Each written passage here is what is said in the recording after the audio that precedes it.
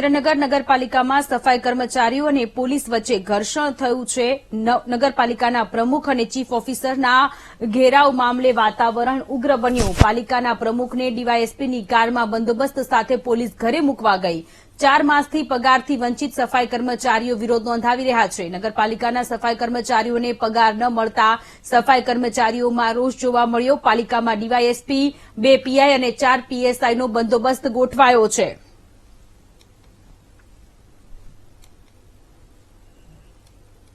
સંવાદદાતા રાજુદાન આપણી સાથે ફોન લાઈન પર જોડાયેલા છે।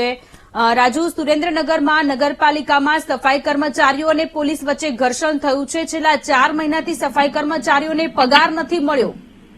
જી બિલકુલ, જે આજે કોન્ટ્રાક્ટ બેઝ ઉપર સફાઈ કામદારો છે જે હડતાલ ઉપર બેઠા હતા, 4-5 દિવસથી એ લોકો બેઠા છે।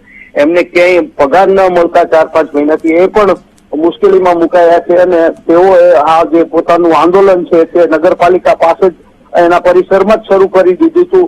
આ 3 દિવસ બેઠા તો પણ વહીવટી તંત્ર જે છે નગરપાલિકાનું એમને કોઈ જવાબ ના દીધા કે એમનો પગાર ક્યારે થશે। અંતે આ જે સફાઈ કર્મીઓ છે એમને રાત્રે જયારે નગરપાલિકાના પ્રમુખ, ચીફ ઓફિસરના અધિકારીઓ બહાર જતા ત્યારે એમનો ઘેરાવ કર્યો હતો અને આ આંદોલન ઉગ્ર બન્યું હતું ને ત્યારે પોલીસ બોલાવવામાં આવી હતી। પોલીસ બંદોબસ્ત પણ નગરપાલિકામાં ગોઠવવામાં આવ્યો છે।